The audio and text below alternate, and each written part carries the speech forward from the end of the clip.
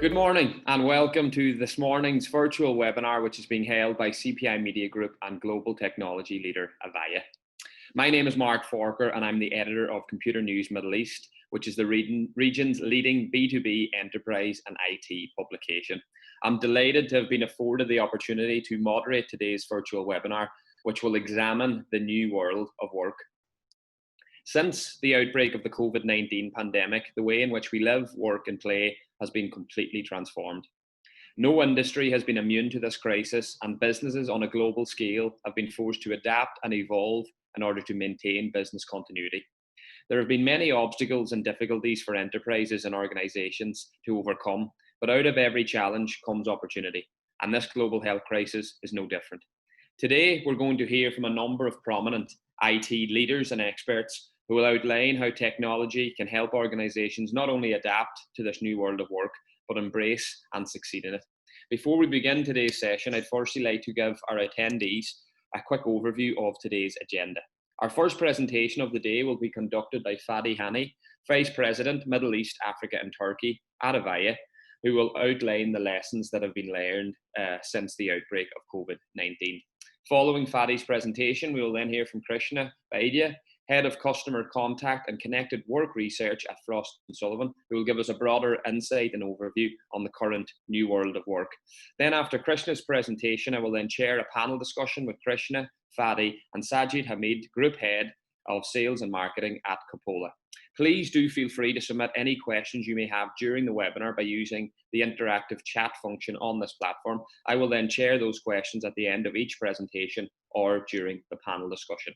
So you've heard enough from me for now. Without further ado, I'd like to hand you over to Fadi Hani, as I said, Vice President, Middle East, Africa and Turkey at AVAYA for the first presentation of today's session. Over to you, Fadi. Good morning, and thank you, Mark, for this introduction. It's a pleasure to be here with everyone. Thank you for joining this webinar today, and I hope and look forward to your participation. So, the changes that has been going on in the world in the past 7-8 months has been tremendous, and needless to say that this has brought a lot of change to our work and life environment. So today I'm going to share with you a little bit of our lessons learned from this pandemic, and what can we do as businesses and as IT and as CIOs in order to cope with this change that is coming. At AVAYA, we take experiences in businesses, make sure that the experiences they share are those that matter. AVAYA has two primary solutions. One is for unified communication, and the other one is in contact center. I want to share with you today that during the COVID, or from the beginning of the COVID-19 pandemic breakout, AVAYA has helped more than 2.5 million people, whether staff or agents, to work from anywhere. We have helped them to transform or to transfer the work that they've been doing in the office into their houses. And we have helped a lot of hospitals, clinics, remote doctors, schools, in order to continue working and educating our children.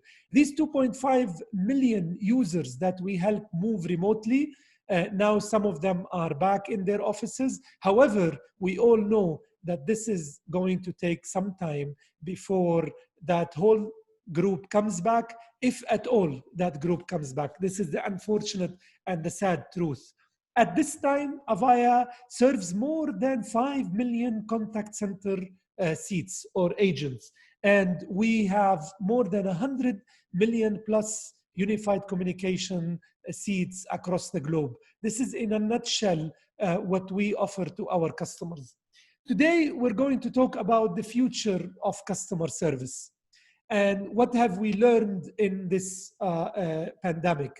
Before the COVID-19, we've ran a survey. And in this survey, we got to learn that 73% of consumers say that their expectations from customer experience has increased. A lot of demand was built pre-COVID-19 on customer experience. That means they would like to have more digital interactions, they would like to be served through their social channels, and they would like to use less of the traditional voice channels. They want to be able to chat with agents using WhatsApp, using their Twitter accounts, their Facebook accounts, etc. So that digital demand has started pre-COVID.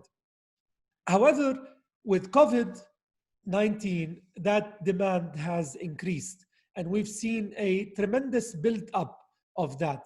Let me start sharing with you some of the lessons learned post-COVID-19. And when I say post-COVID, I wish it's over. It's what I mean is that post the beginning of COVID-19. You know, when COVID-19 started and we started dealing with that pandemic, what are some of these lessons that we want to share with you about the work environment, about the balance that we need to do between, productivity and ability to work and continuity of the business and customer service, all these variables. What can we do in order to help businesses get over this pandemic? Number one area that I would like to share with you is work from anywhere needs. What did we need? What did we see as very important for people when they start working from anywhere, not only from home? First of all, and this goes without saying, they need the right tools. So they need the right computers, they need the right software, they need the right communications, also equipment, whether be it a mic, a headset, a video camera, and they need to be well equipped to work for long hours from the same place. As a matter of fact, we've seen a lot of the now standing desks, the one that I'm talking to you right now from, it is where you can raise your camera and computer and work while standing because long hours are not healthy for you. We've seen also machines or treadmills that are being used also as a standing or offices for people working from anywhere in order to make sure that the health is kept at good levels and that people are able to work and move at the same time. We've seen also that the social is needed a lot, and we came up with few ideas that people still need to connect. Working from home, working from anywhere does not mean that we can break away from our social. As a matter of fact, we had a couple of good practices that we've built. One of them is called a water cooler room. And it's a virtual room. It's a video conferencing room that anyone can join only to socialize with the colleagues. And this is a water cooler room, obviously open all time, and people don't need to have an agenda. You just walk in there, you bump into a colleague, and you start any subject. Obviously, the work environment, the physical work environment has this big advantage that you're able to bump into somebody and start a new topic and explore new ideas. These are not there today in the physical world. However, in the virtual world, it is a very likely thing that we could do. The other thing that we have learned is that there's a lot of skills development that needs to be done on the worker from home. And this is not only skills of the computer and the usage of the IT, but also the ability to work for long hours alone, the stress that this brings, the kind of coping, the kind of breaks they need to take, what kind of soft skills they need to develop, coping with the environment, if this is at home, etc. There's a lot that can be learned, that needs development working from home. The second batch of lessons learned that I would like to share with you is about cloud and the journey to the cloud. I have to admit that COVID-19, in a way, did not bring a lot of new technologies. Actually, I'm not sure if there is any technology that was brought by COVID-19. I know, the beautiful masks and these different designs and some of the technologies here and there, but they're all, in my opinion, were there before COVID-19. What happened actually, and cloud is one of these technologies, is that it got accelerated. So the journey to the cloud, a lot of customers have started that journey, but now with the COVID-19, it's accelerated. And it's very important that all of us go into this journey with the speed that is being demanded from end users and customers.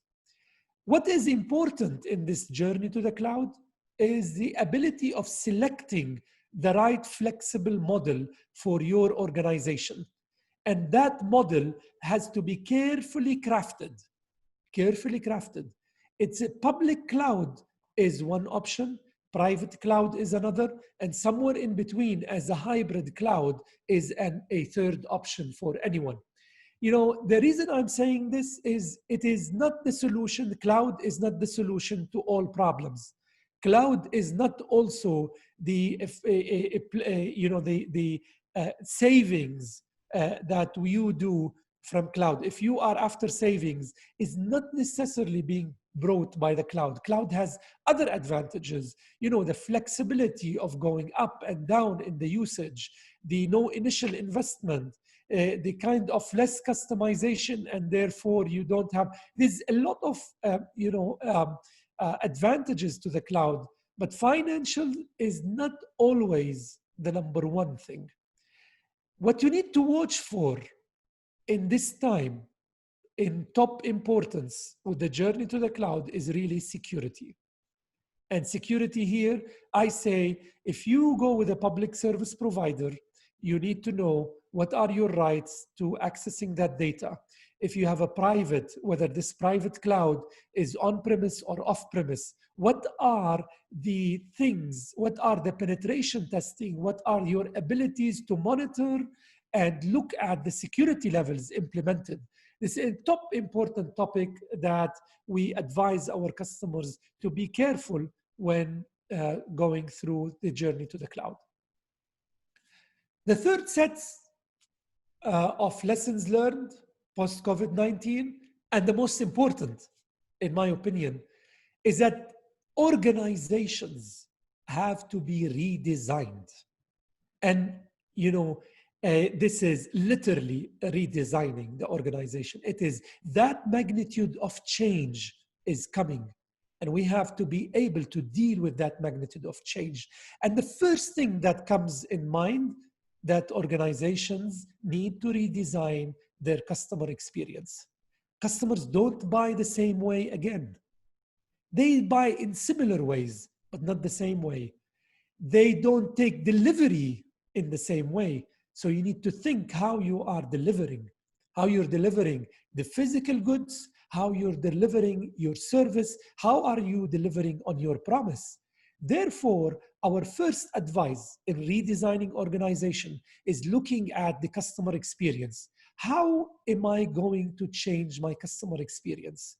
How am I going to change the related processes and policies in this organization to accommodate the change in the customer experience? I'll give you one example.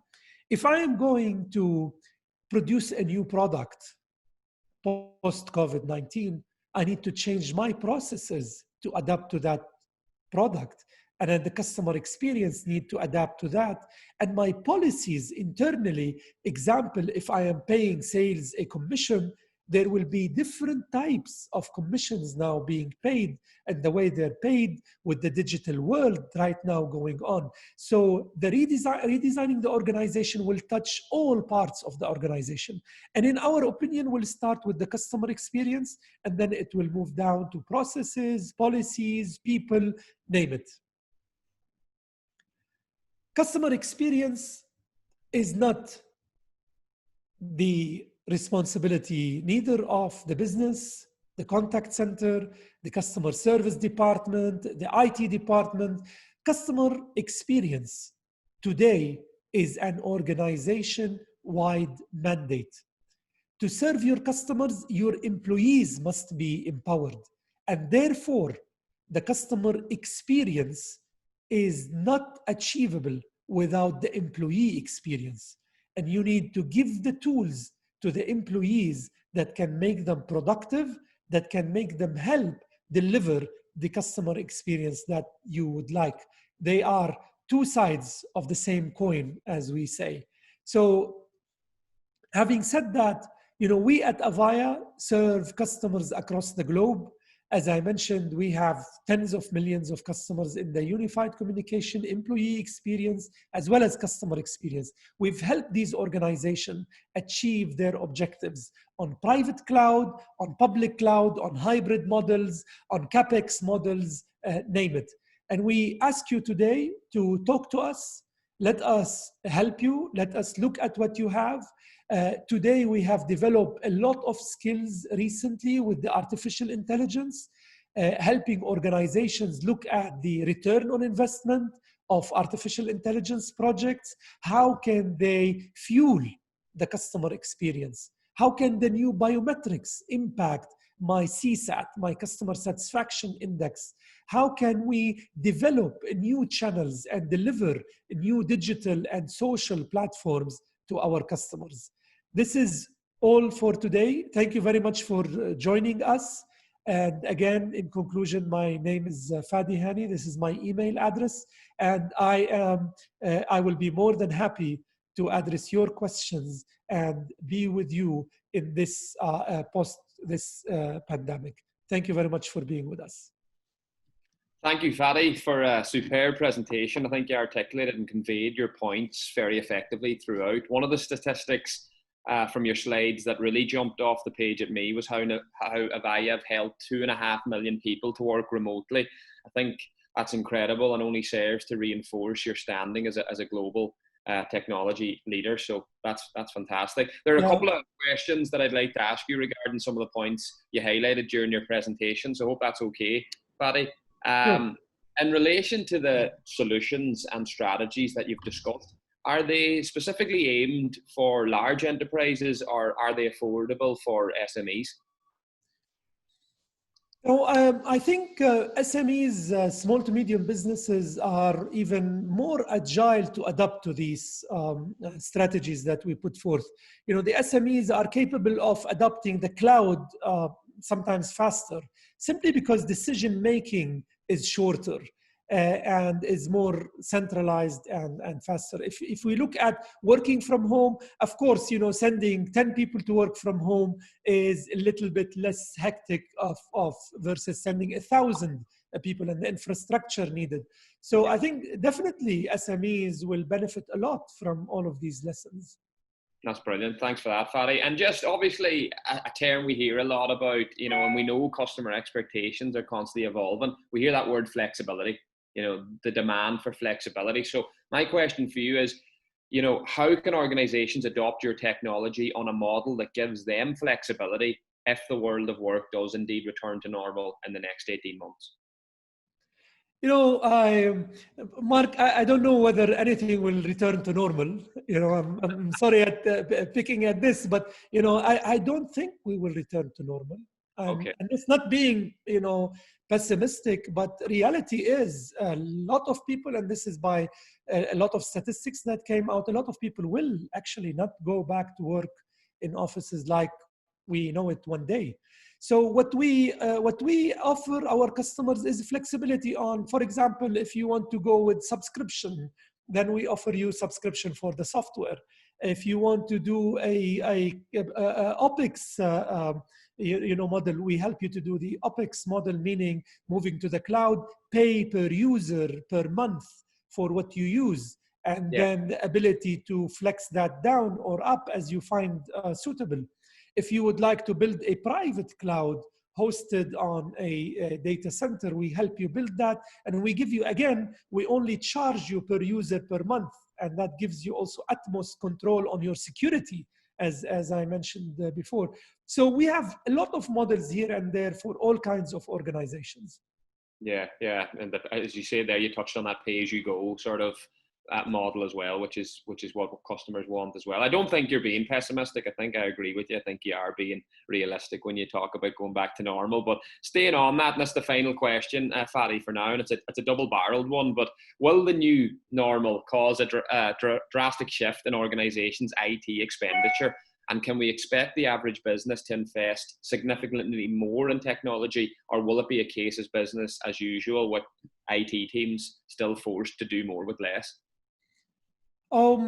It's interesting how spending is going to head, but in my opinion, the spending is going to go into more OPEX, like we mentioned, so operational. So instead of spending, say, $100,000 on buying the equipment, getting it installed on site, doing all the installation and firing up a maintenance contract, and this whole thing, that 100,000 of spending will go over a 3 years contract of a monthly payment of 700-800. So the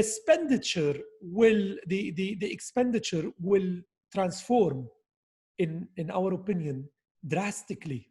Yeah. What this puts as a pressure on the IT department on qualifying the kind of cloud we need and what kind of functions, features, what kind of security level. So in terms of load of work on getting the job delivered to the business, Yeah. IT will have a lot to do going forward, but the expenditure will be in a different scale. Oh, okay, that's brilliant. Fadi, thanks a million. Yeah, great answers to my questions, and again, really, really good presentation. I enjoyed it, concise, clear, to the point, and I hope our attendees enjoyed it as well.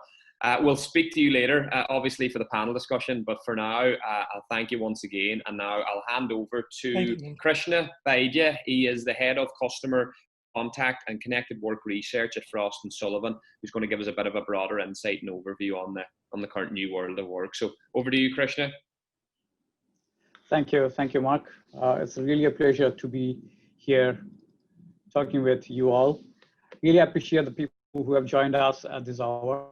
Well, my name is Krishna Vaidya. I'm based out of Singapore. I lead Frost & Sullivan's Connected Work and Customer Experience Research Program for the Asia Pacific.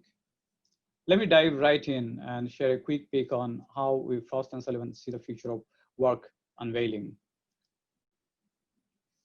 As you all know that, the business today needs to cater not only to changing customers' demand, but also align well with employees, suppliers, partners to be effectively competing in the market. The face of the modern workplace is definitely changing, and as it places a unique demand from the employers, right? When we talk about the future of work, we really need to think it in 3 different key aspects: the nature of work, the workplace, and the workforce. In recent years, there has been an ongoing transformation due to increased globalization, automation, and digitization. The emergence of borderless organizations also means a huge diversity among employees, be it from the perspective of languages, the different cultures one being together.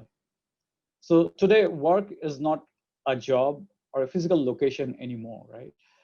It has become an ongoing task with no defined time or physical boundaries, seamlessly integrated with our personal lives. So workers demand their employers to provide them with technologies and tools that are best fit for their demographic, for their job functions, for their industry, to be more productive and to jointly contribute to creation of customer value within the business. And we have seen that, COVID-19 has really influenced the way we are doing things at this point of time. And it's kind of becoming the accelerator for the next defining moments. Now, before we move on, I would like to take a quick poll to understand how we saw remote work even before the pandemic actually started. So let us take a quick poll. Our first poll questions, please. So today we are kind of seeing that, working from home, working from remote, not having to visit office is becoming kind of normal. Was it this way? And how we are kind of being forced? So let us take a look from that perspective. Probably we can take 10-15 minutes for people to give us. Did you all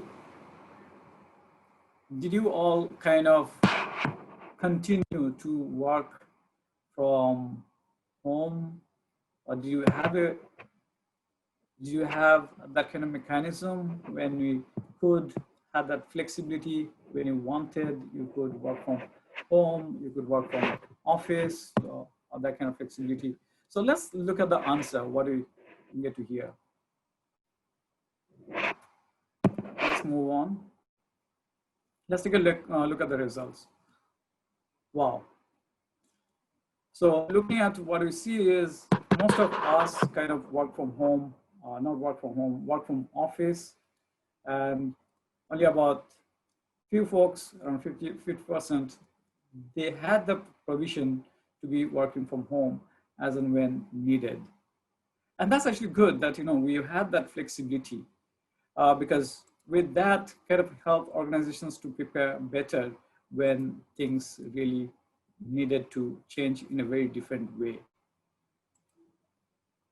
Now, as you know, that COVID just hit us, right? And I don't think much of the organizations were really prepared, but only thing we can say is that the accelerated changes, or when we are thrown into a situation, we had to kind of bounce back. That has been the motto most often for the organizations in this condition. And again, going back to what Fadi was mentioning, that, trying to understand that, not being so pessimistic, but understanding what the reality is. And I guess the optimist in me, I see this as an opportunity to explore new possibilities.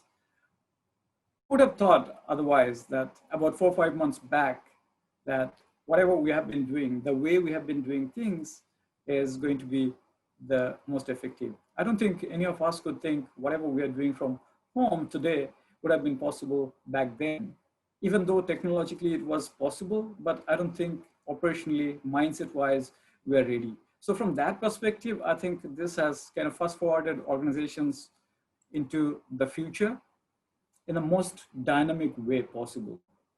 And many of us kind of believe that the COVID-19 has accelerated organizations' digital transformation strategy as much as by 6 years. And I think that's really something of a commendable impact, which we have seen, right?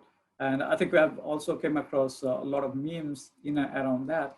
And most famous one was around who had the most significant impact on digital transformation.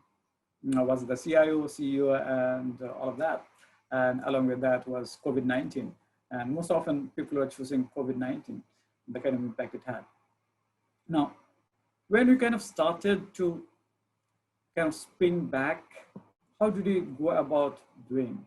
We had to kind of figure out a way to have effective collaboration and communication established between the stay-at-home workers as well as the workers who are at the frontline workers, because they couldn't leave the place where they were. So they are not necessarily that fortunate in that sense that they could work from home or anywhere else. They really need to be there. But what really is key that, the communication and collaboration tools then became the lifeblood for organizations. And they really needed to integrate office and frontline workers with a common communications fabric that support mission critical workflows. Let's take a quick look of remote work stats. And I think at this point of time, remote work almost became synonymous with work itself since the breakout. And we have seen massive shift and believe it is going to be the permanent fix for the foreseeable future. I don't think working from home is going anywhere. So post-pandemic, what do you expect? That 25 to 30% of office workers population and about 15 to 20% of contact center agents to continue to work remotely. So what becomes the key imperative when we are facing a situation like that? As business align stakeholders to create value for customers, in the post-pandemic world, they need to ensure a collaborative workspace where each employee is equipped with the right tools, empowered with access to the right information to complete tasks assigned to them. In the same light, it would be critical to maintain a collaborative connections with business partners and customers to innovate and achieve success.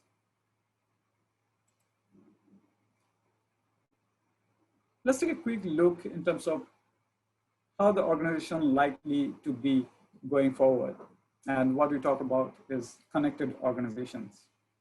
Post-pandemic connected organizations is going to be redefined by their ability, readiness, and smart initiatives. Agile organizations are quick to respond, reset, and rebound, constantly adapting to the changing employee and customer needs. Today's employees want flexibility, they want better work-life integration, and a greater choice of how, when, and where they work. So business can definitely benefit from this operational cost savings and the ability to tap into a global talent pool because of that. Now, when you return to work, that's the other key aspect. We really need to be looking after the safety aspect of people. So people spaced 6 feet apart, one-way paths, and modified workspace from elevators to cafeteria to the meeting rooms will kind of test businesses in unimaginable ways. These transitions, though temporary, will build stronger and more resilient operating models. And analytics and data-driven insights will be essential as a navigational tool in the post-COVID era, empowering businesses to make informed decisions by providing an actionable lens into employee safety, customer and employee engagement, and business performance. So the future in the business, future of distributed organizations was likely going to be is smaller, cross-functional, nimble teams tied together by digital collaboration. So IT must be ready with a scalable, uniform,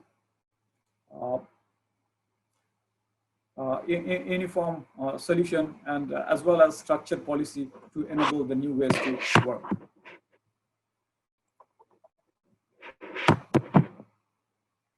And what we see is the video collaboration to be the key in the next normal. We've already seen the kind of jump we have in the usage of video in normal meeting. Our previous focus percentage of total online meeting to be video enabled. I think we have already passed that. And even in countries where we have not really hit that 50-55% mark, what we had kind of expected to be hitting only in 2023, in those countries, we are all probably in the range 35-40%. So we may be hitting those milestones. And based on that, we had to revise forecast for cloud video, web meetings, licenses forecast we had.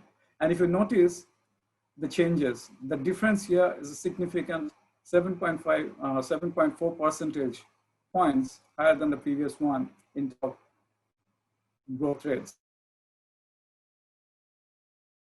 A quick look and understand what are we thinking, we as a employee, we as a customer, what are we thinking about going back to office? Let's take a quick poll. Next poll, please.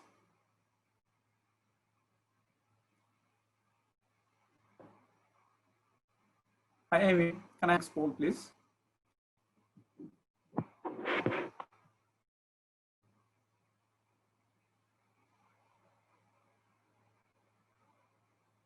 No, I think we kind of jumped the poll. I think the next poll was about percentage of people likely to work remotely.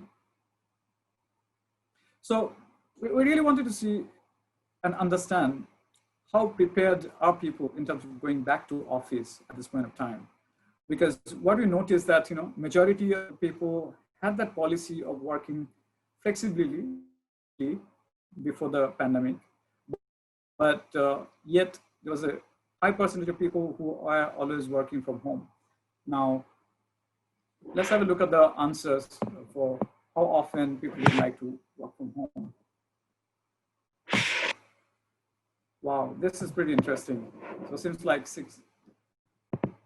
more than 85% of people in this audience, they would likely to work at least 50% or more times from the home. Now, I think this is again kind of supports what probably we are talking about what's likely to be the next work or the workplace. And this is kind of going to be defining a moment in terms of the kind of changes organizations need to make, the kind of changes organizations need to make from technology perspective, process perspective, in terms of in the kind of collaborative environment perspective. So there's also need to be cultural aspect as well. Let us move to the next slide.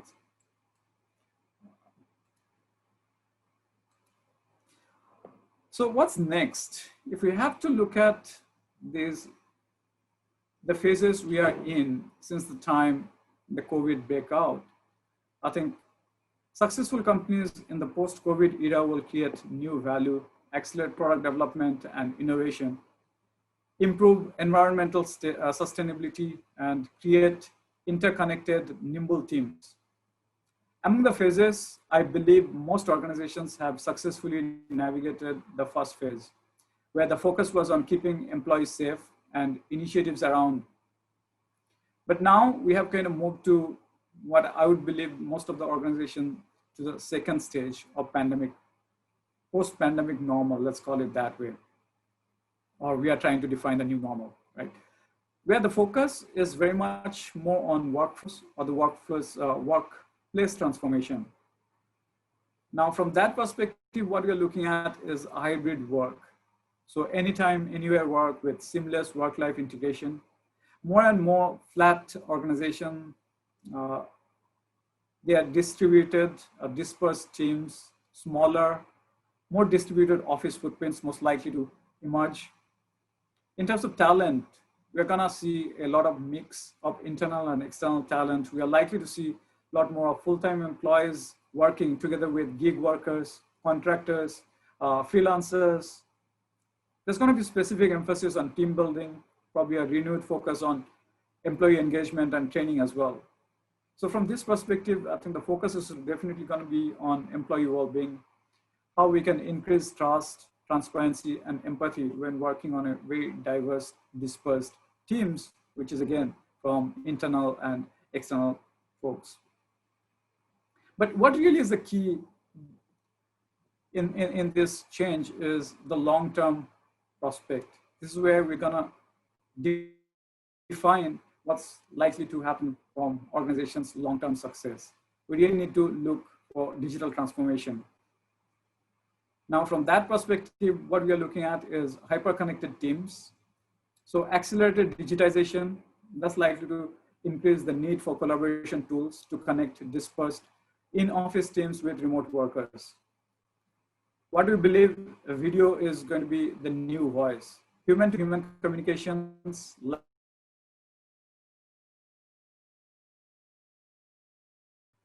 cloud-based unified communications, kind of going to take away all the technology silos that probably exist in today's environment.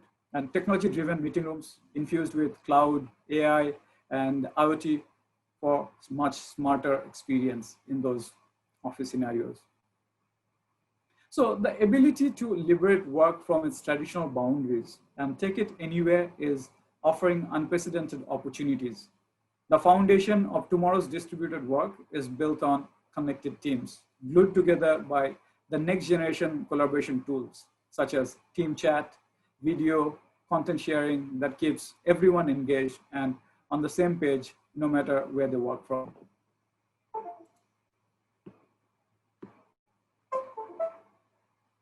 So the key at this point of time is how do we go about doing that, right? Once we understand that these are differences we need to implement, how do we go about doing that? So from that perspective, organizations must recognize that collaboration is an essential aspect of business and obviously for remote working success. Many companies have been planning for collaboration transformation for years, and now they just had to do it within the past few weeks and months. The circumstances forced them. But now you have an opportunity to plan for that future. To stay competitive, organizations need to ensure that they create a collaborative workplace environment. They must embrace the cloud. They need to leverage the flexibility of cloud architecture and services. organizations must partner with a company that is going to be the partner for the longer run, a partner that aligns its technology roadmap with the market trends and is able to address the changing or the evolving needs of the organizations. But throughout the process, the organization really need to focus on business outcomes. They really need to think about what is that the team is looking to accomplish. It's not really running after new technology which is coming into the market. Now, the other thing which is really, really important is the mindset of change. Because at this point of time, I think we really need one of the things which you have really learned is that you really need to be ready to adapt, be ready to change. And at times, that need to adjust can be so drastic and so quick and so demanding. So thank you very much for your attention. I hope your family, you, your friends, your colleague stay healthy and stay safe as we walk through this. Thank you. Thank you, Krishna. Again, similar to Fadi, another excellent presentation, very forensic and detailed, and one I'm sure that our attendees found extremely interesting and informative. Intriguing to see how you pointed to COVID-19 has pushed many boundaries and that businesses are really leveraging technology to help balance worker safety and productivity. And I think some of the results of the polls as well were extremely interesting. But I've just got a couple of questions I'd like to ask you before we move on to our panel discussion, Krishna. So first question, will the rise in remote working culture put even more pressure on organizations to give employees what they want in terms of consumerized technology? Sure, I think there's two ways to look at it. One is, of course, the IT can always look at it and say like, look, we don't bring in these devices, these technologies in the organizations. And the other way is, of course, that look, right now we are kind of dealing with the situation. We really need to get ahead and make sure that we maintain our business continuity. And from that perspective, I think there has been a lot of different kind of application which has come in, which probably we have not planned as much as what probably otherwise would have. So from that perspective, I think it has kind of showed us a way that what the employees really need, and the organizations to be able to cater to that is really need to well looked after.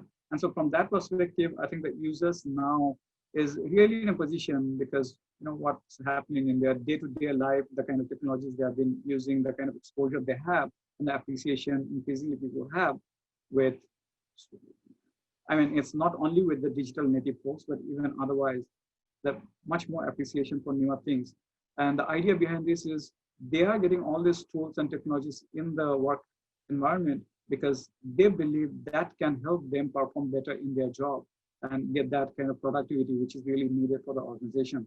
So from that perspective, I think IT should start looking at them and be more collaborative. And I think at the same time, the users also shouldn't be pushing it too demanding and think like, look, there's an obstacle, because they also need to understand the reason behind, because we definitely can't rush into something and then kind of having a lapse in terms of compliance or having a lapse in terms of security. So I think those are, again, as I think Pari also mentioned in his presentation, that how security is a very important aspect of any tools and technology that you bring in. So again, probably it has to be really working in hand.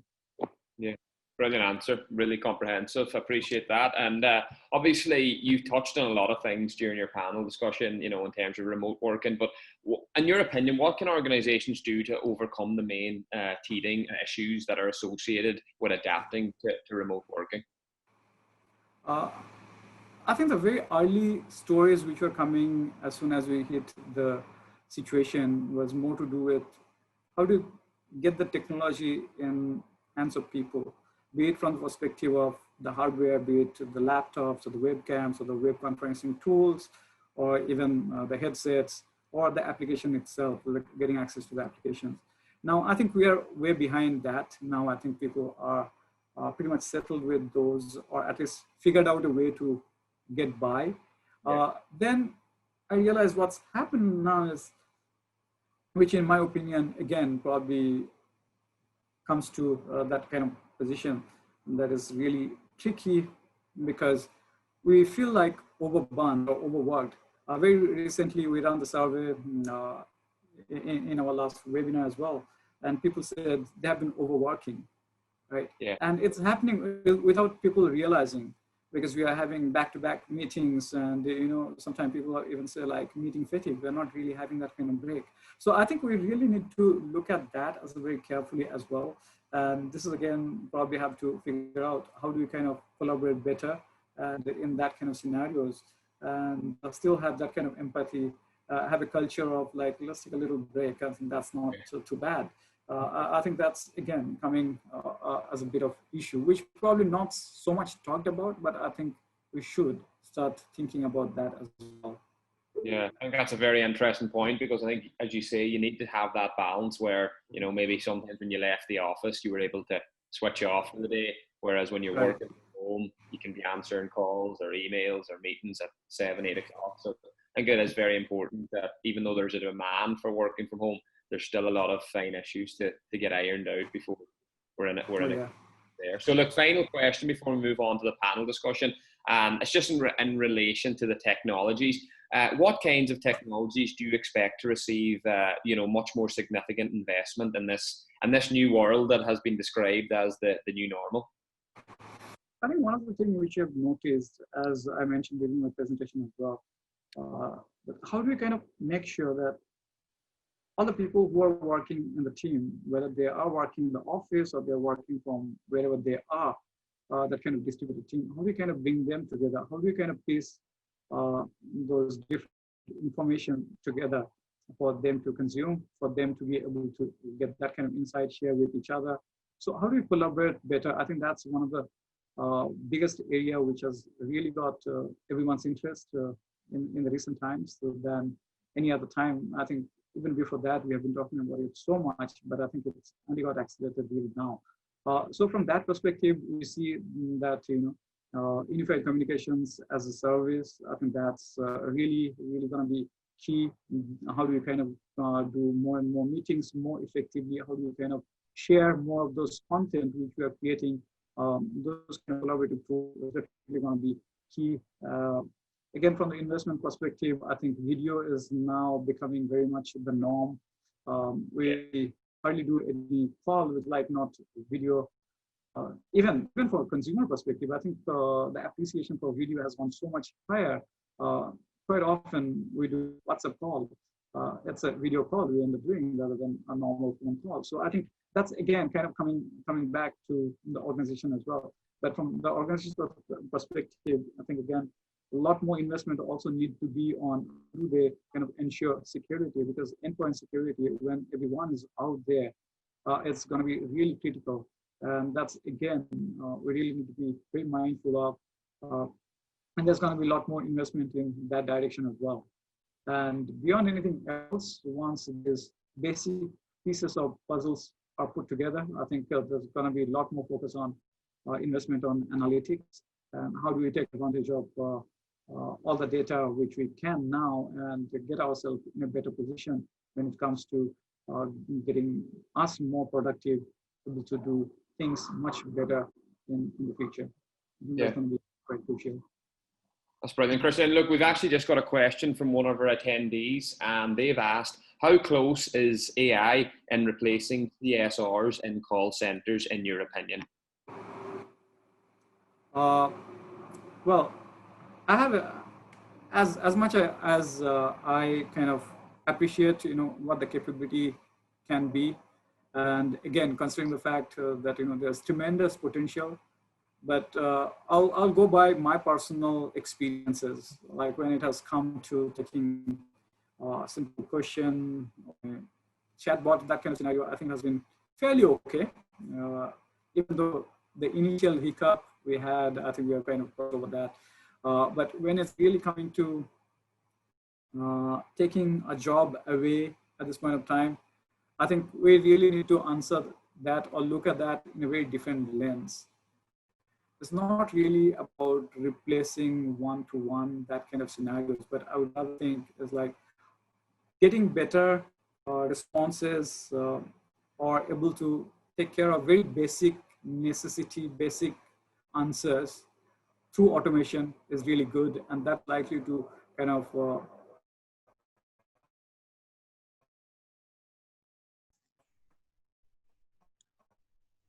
I guess we have a audio issue in Krishna. Yeah. I can't agree more. Get a lot of free time. Yeah. Sorry, Krishna, we just had a bit of a technical glitch there. We lost you for a second. So, yeah. Well, no. Sorry about that. I think my Wi-Fi connection is. I think that would be another important aspect of anything. I guess what we are about the network, importance of the network. So yeah. I guess that may be my network. Sorry about that. Are you able to hear me? No worries. Yeah, I can hear you now. Fadi, do you want to come in on that question there? Yeah, I think there are a couple of faces to the AI. One is how AI is going to really equip the agent in finding the right first call resolution. So that's and that is the kind of knowledge base, the kind of tools that help him get prompted with the right information and questions. So empowering the agent with the proper AI tools is actually getting the agent a more knowledgeable worker. Yeah. On the other hand, facing the customers, the AI tools are going to facilitate, like Krishna was saying, facilitate the routine answers and push away this routine work away from the agent into a more automated front door. And in a way, yes, the AI is a lot of people are complaining about taking jobs and this, but guess what?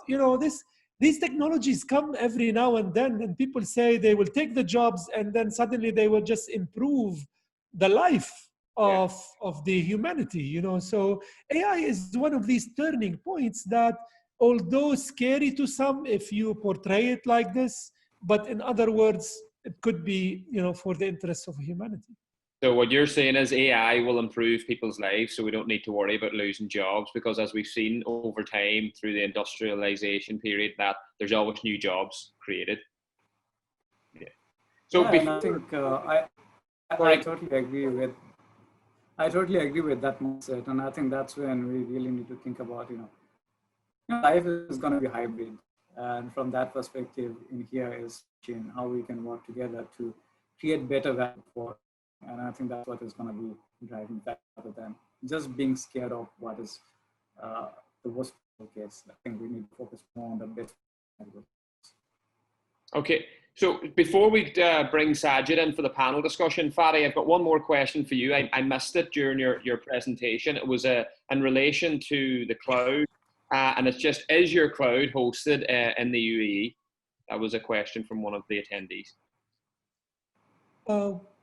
No, currently, what's the question you're saying? It's just where's the cloud hosted? It's currently, we don't offer public cloud out of UAE. We don't have a current data center in UAE. We have more spread over Europe, South Africa, US, and some of the Asia Pac. There is active discussion with the local governments in the region in order to bring the public cloud into action. That's brilliant. Thanks for that, Fadi. I'm sure you've answered the question there for our panelist, or our attendee, apologies. Sajid, I'll now like to invite you to join us for our panel discussion. So if you want to turn on your camera there. Hi, good morning, everyone. Hi, Sajid, how are you? I'm good, thank you. Hope you're enjoying the session so far. Yes, extremely insightful. Thank you, Fadi and Krishna. Those are very good presentations and insights into what's happening in the new world and the new normal. Yeah, absolutely. It's been excellent. So I'm just going to start with you first, Sajid. I want to ask you about, how do you see contact center operating models changing? And can you tell us how Capola's models changed as a BPO? Sure. I think if you take out the word center out of the contact center, and that's what we are facing today, is that we have to adapt to the changing requirements. The pandemic is definitely a black swan event. I mean, you can't prepare for such an event, and no matter how much you plan. So I think one of the things we have seen recently is that remote working, like both Krishna and Fadi mentioned, has become the new normal. And I think technology was always available. It was the mental mindset of people that needed to change, and also for us as well to accept the fact that people can work remotely. And at Capola, we have tried to ensure that we, while we talk about digital transformation, we've seen Krishna's slides on that. Our key challenge has to be to maintain the identity of the organization. Fadi mentioned about redesigning organizations, but at the same time, you can't let go what is the true identity of an organization. When you deliver the service, there is a reason that companies go to Capola. So we have to ensure, while we send some workforce home or working from home, we have to ensure the quality remains the same, because I'm sure Fadi will agree with me that although the companies want services, but there is no negotiation on service levels. The key thing we have realized during the pandemic is that the customers have become more impatient. Therefore, our SLAs have to be redefined, and we have to put in more staffing where we could have gotten away with a certain amount of staffing level. So all this, what pandemic has done to us is that taught us that we can deliver the services. We need to ensure we embrace the technology, not run away from it. And at the same time, we are trying to deliver the services with the customers, empathy being the main factor. If I can just pick one quality which is important, is that you have to remain empathetic to your customer needs. Yeah, and as you say, protect that identity as well is critically Absolutely. Yeah, Absolutely. right. Thanks for that. That was great, Sajid. I'm just going to bring Fadi back in now. Fadi, how important is the balance of new technologies and processes in the transition of remote working? There's always the middle way of doing things. That is, how much change do we need to bring to the culture, to the entire process in order to deliver something?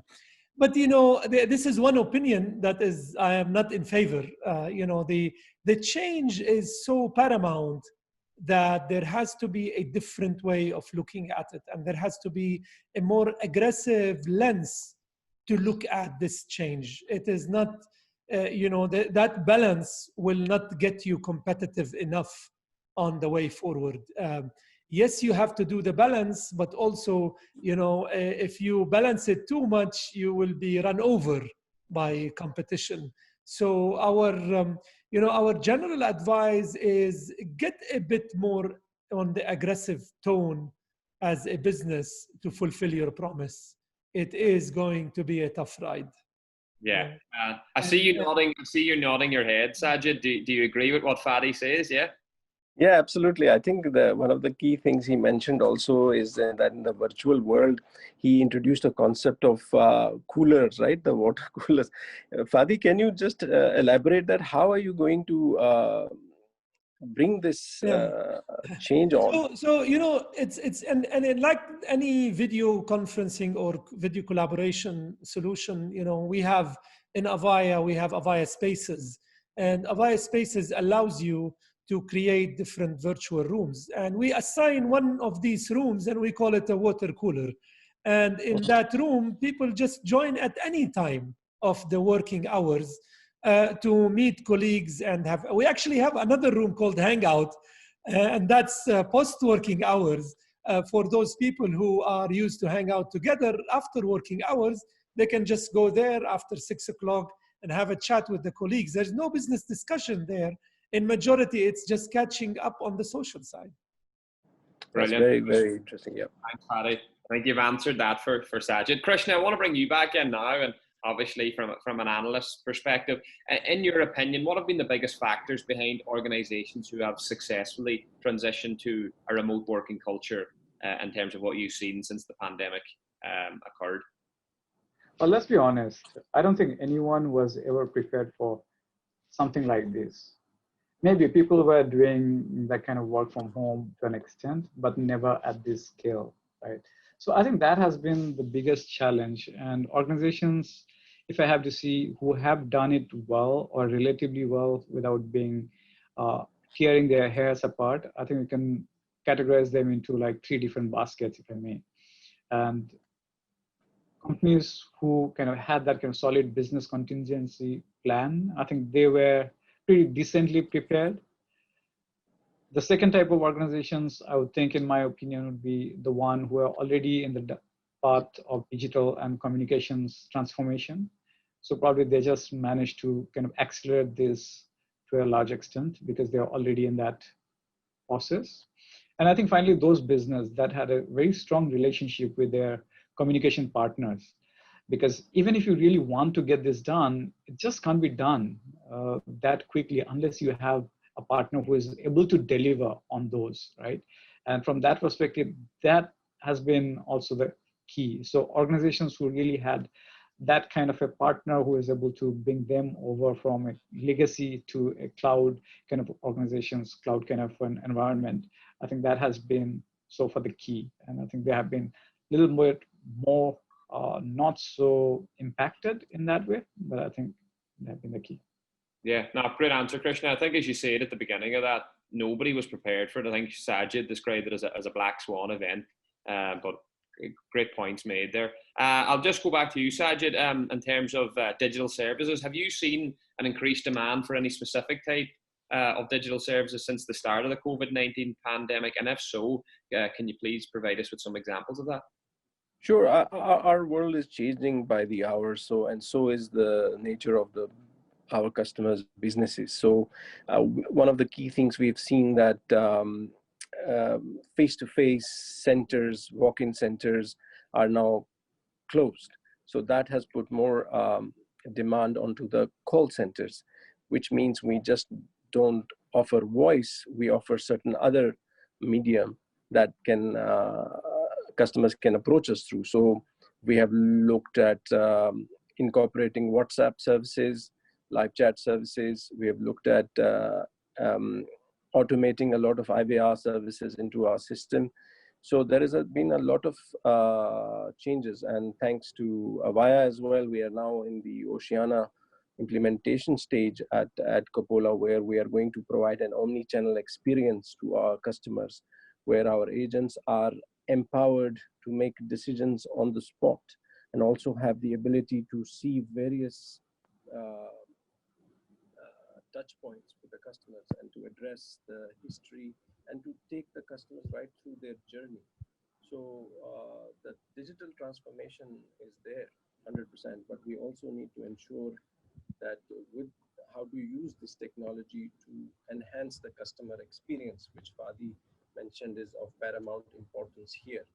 So at Coppola, we are every day thinking of innovative ways of trying to bridge this gap. If the customers can't come to us, we are ensuring that our businesses go to the customers. And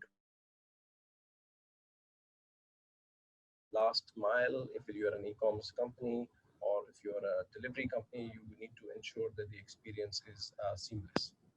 Yeah.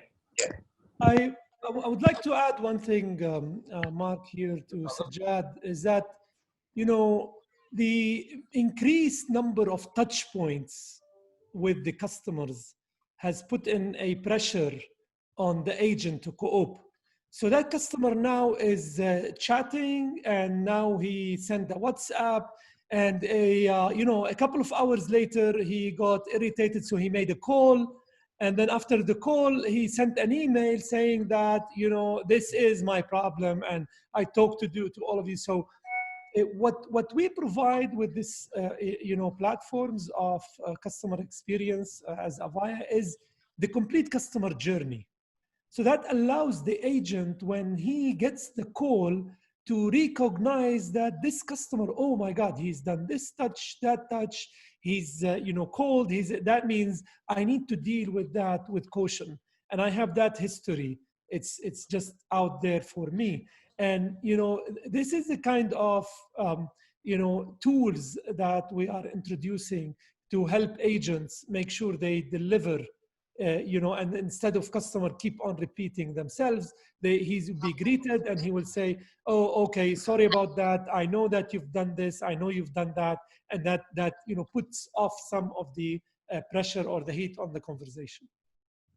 That's brilliant, Fadi. That's great. And as Sajid talked about, he talked a lot about changes during his response to his last question. And I want to stay on that topic of change. How do you see people changing, Fadi, in terms of adapting their home environment to suit, a more work from home setup in the future? What's your opinion on that?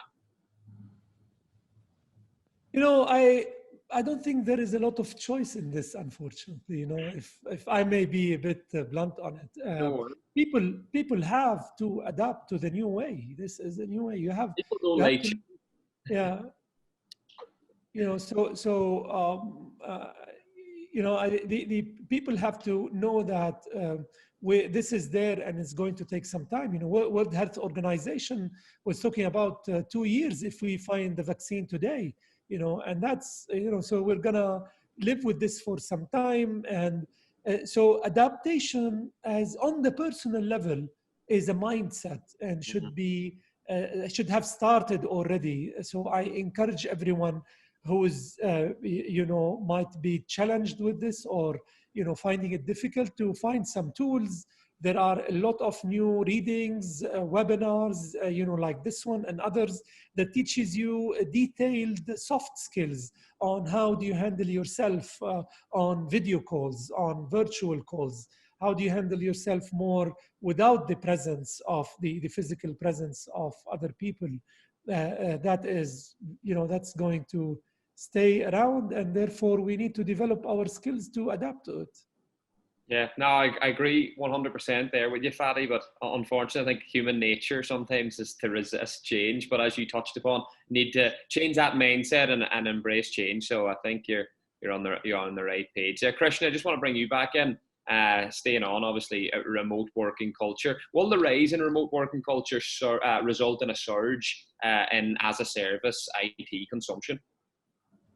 Yeah, definitely. And I think that's probably already been the most enabling factor. And today, what has been possible? I think if we didn't have that, probably we wouldn't have been able to do anything what we have been doing from.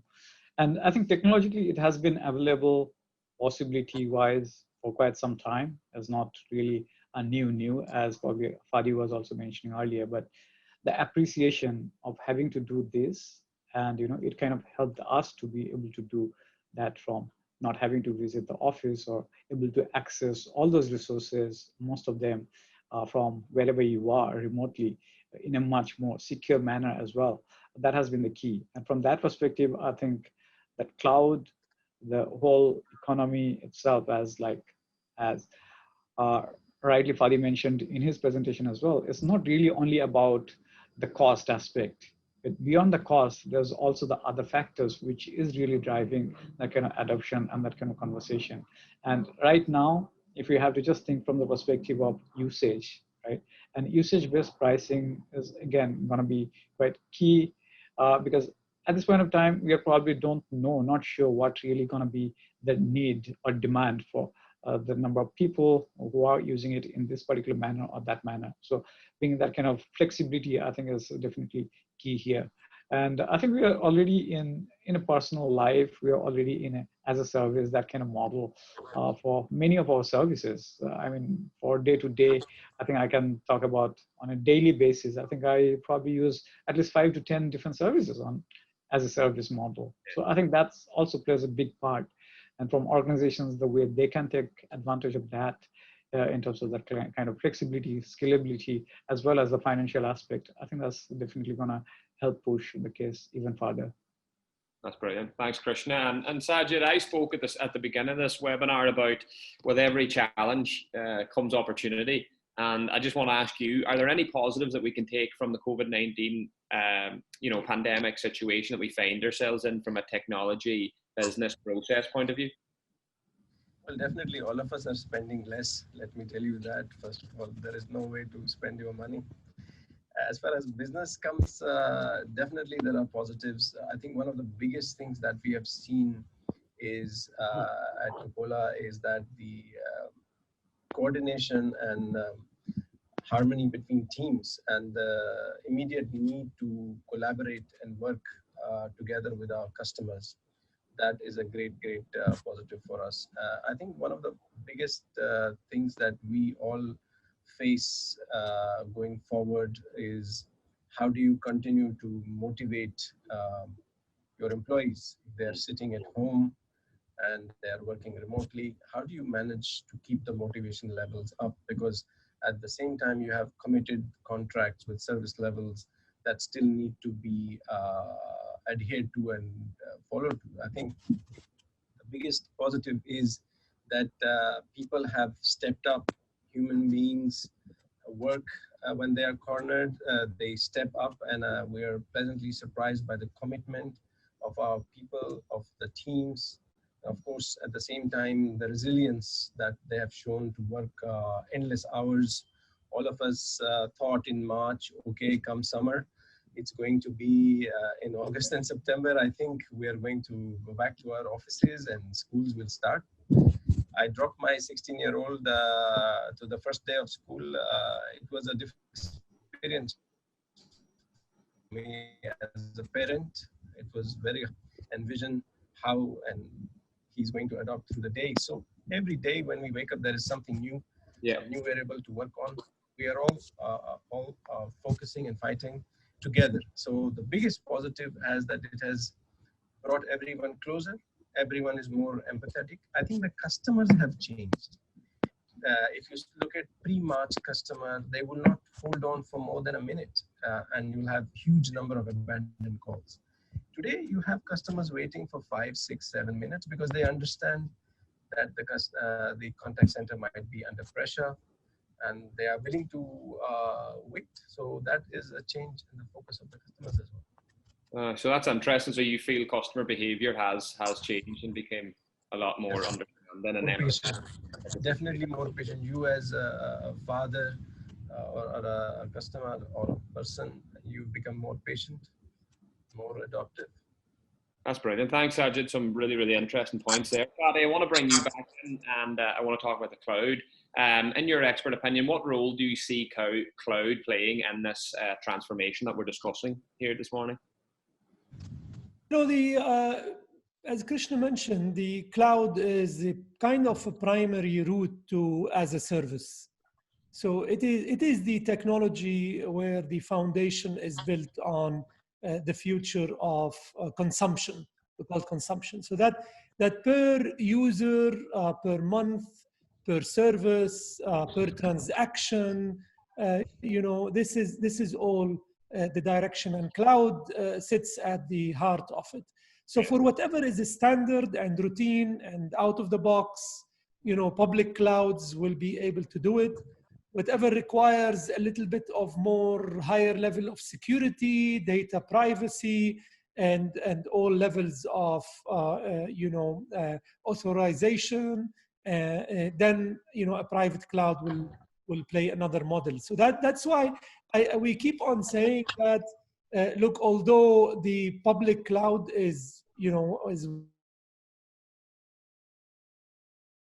and you can't simply just take your application and put it in the cloud. There are, you know, a lot of caveats to this that has to be managed.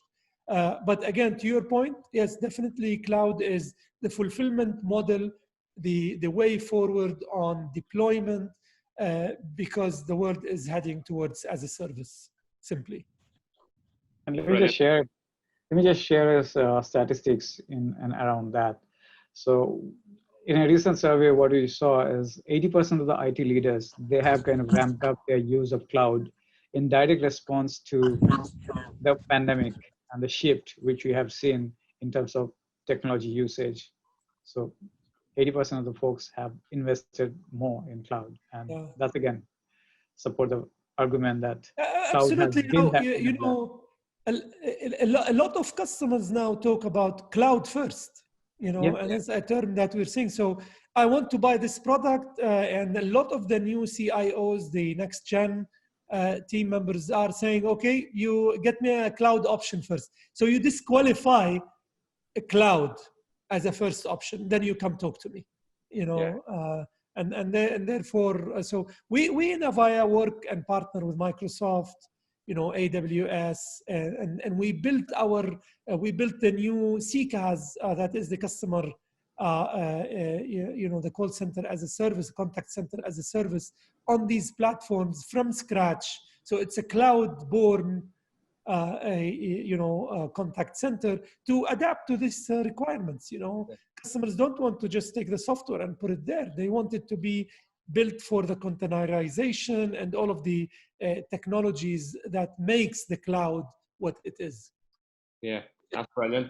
Great. And if I may just add on another point, I think a lot of those vendors, the global vendors, they have really done a fantastic job in terms of coming out ahead and saying like, look, organizations, I understand your pain. This is how I can help you. And they just made a lot of those solutions available for free for a certain number of times. And I think Fadi can share from Avaya's perspective what they have done. But I think that was really fabulous to help organizations in that business continuity. And that was all done through cloud. Yeah. Look, I'm going to come to the last question now, Krishna, and I'm going to ask you to look into your crystal ball again and tell us regarding what changes do you foresee and project at the office when people do return to work normally, whenever that will be. I know Fadi already said things will never go back to normal, and I would be one to agree with him. But what do you reckon? What sort of changes do you think we'll envisage? Well, when we are coming back to office, I don't know exactly when, but we can just hope, we don't go back there for 5 days a week. We probably go back there probably much less, as you saw in the poll as well, that, 85% of the folks who are attending this call, they would like to work more than 50% of the time from home. So from that kind of environment, we're not really looking at what it used to be earlier. So from that perspective, we may even have to redesign the workplace itself to conform to the guidelines given by the government, given by the global World Health Organizations, and any of those guidelines to ensure that safety is really being met, those kind of work condition.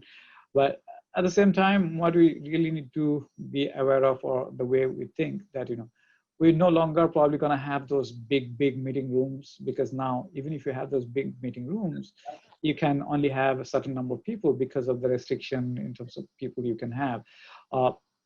Then at the same time, you can't necessarily have those kind of cubicles just like the way you are having.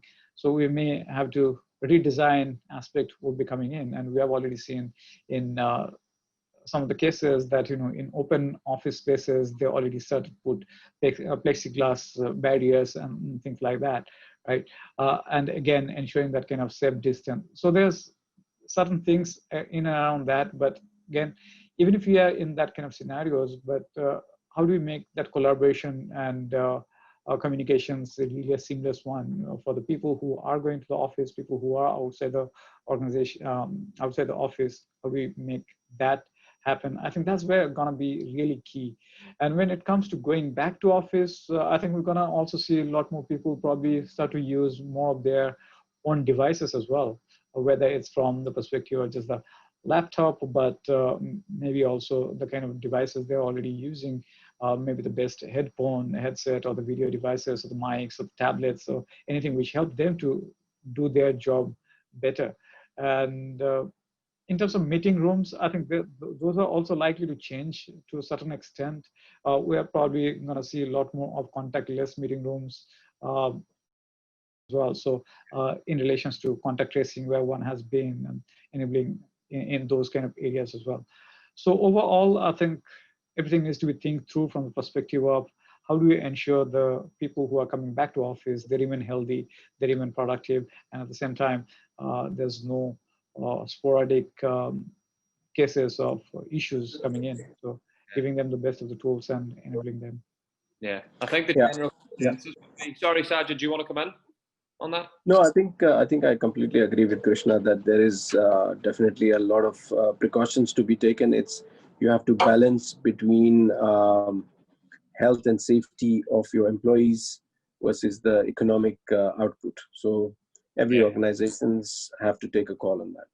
Yeah, yeah. I think that, you know, we've talked a lot about balance as well. I think the general consensus amongst most employees, I'm including myself in this, I don't know if I want to return to the office full time, but I don't also want to work remotely from home the full time. So I think we're looking at that hybrid approach where maybe you know, employees have that flexibility. So look, guys, it's been an absolutely brilliant session so far.